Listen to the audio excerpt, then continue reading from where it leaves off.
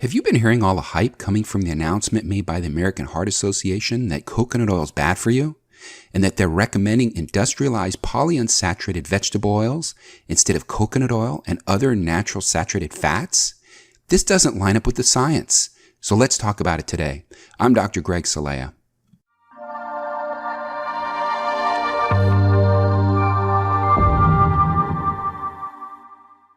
Before we get started, let's take a look at the differences between saturated and unsaturated fats. Take a look at this molecular structure of a fatty acid. It's made up of a carboxylic acid with a long carbon-hydrogen chain, which is either saturated or unsaturated. This saturated fatty acid comes from coconut oil and is called lauric acid because it has 12 carbons. Other than the carboxyl end, all the carbons have hydrogens bonded to them, which makes it very stable. When we see this formation, it's called a saturated fat. Because of this, there is no room for any other molecule to attach. Saturated fats are very stable because they don't easily oxidize. When a fat oxidizes, an oxygen attaches to the carbon chain. It becomes rancid and causes inflammation in the body. Next, we see a polyunsaturated fat. You can see that some hydrogens are missing and certain carbons have what we call a double bond. Bonds like this aren't very stable at room temperature and become increasingly unstable when they're heated.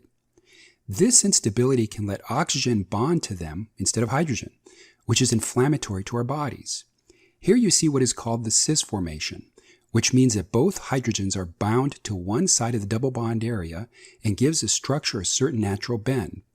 This is the formation of an unsaturated fat that we see in nature, and they're usually liquid at room temperature.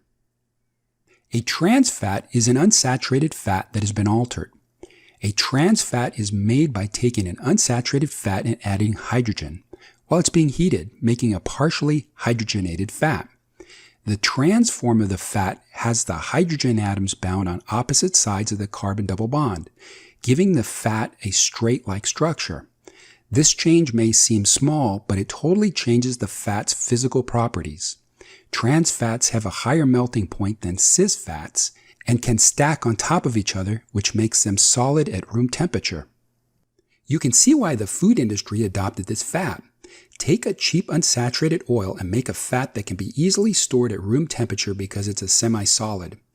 Trans fats even last longer than normal unsaturated fats, which the industry likes. Because of the different geometry, trans fats are hard for your body to metabolize, so they aren't a good source of energy. Your body can't really use them and they're toxic to your normally functioning body. Trans fats have also been shown to increase type 2 diabetes, stroke, and heart attack. Trans fats can be found in many foods, including fried foods like donuts, baked goods, including cakes, pie crusts, biscuits, pizza, cookies, crackers, and stick margarines, and other spreads.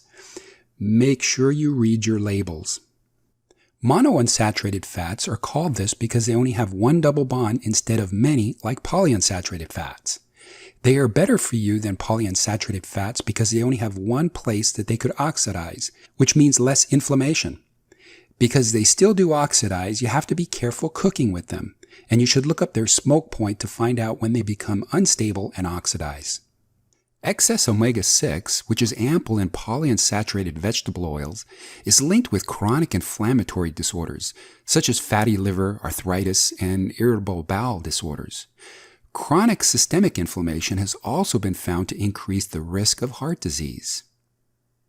Meanwhile, cholesterol has been found not to be a factor in heart disease.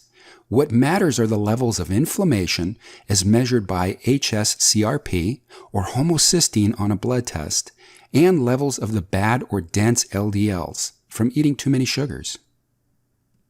Although it's not clear which saturated fats were investigated in the study panning coconut oil, the majority of studies linking saturated fats to heart disease include hydrogenated or trans fats. Trans fats are inflammatory, artery-clogging, brain-damaging fats that should be avoided at all costs. It is incorrect to group them with natural saturated fats. In fact, studies also show that it's sugars and excess carbohydrates that inflame the arteries, lead to arterial plaques, and trigger the production of bad dense cholesterols. They also promote obesity. Likewise, polyunsaturated fats, which the American Heart Association recommends in place of coconut oil and other saturated fats, are high in omega-6. Although we need a healthy ratio of omega-6 to omega-3s, the average American eats far too much omega-6 already, thus promoting chronic disease.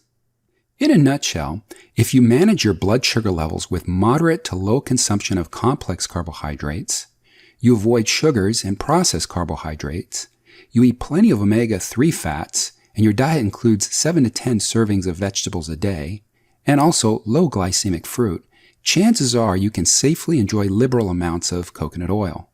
In fact, coconut oil has been shown to even have healthy heart benefits. The heart prefers this natural fatty acid in coconut as a source of its fuel. Coconut oil is also known to increase your metabolism and curb your appetite. It can help fuel the brain and lower triglyceride levels on your labs. It also helps fight bacteria, virus, and fungal infections. Unfortunately, the AHA promotes pro-inflammatory foods that are high in sugars, processed carbs, and omega-6 oils, the very foods most associated with chronic diseases. To their credit, however, they also promote 7 to 10 servings of produce a day and ample omega-3 fatty acids, both of which are excellent anti-inflammatory approaches that support heart health.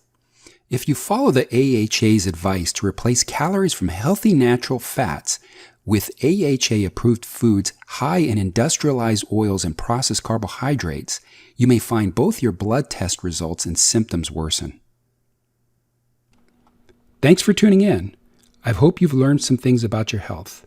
If you'd like to know more, please go to my website, drcelaya.com, where you can schedule for a free 15-minute consultation or become a new patient. We'll look into your issues with lab work to get to the root cause of your problems. If you'd like to see more videos about your health, please subscribe below.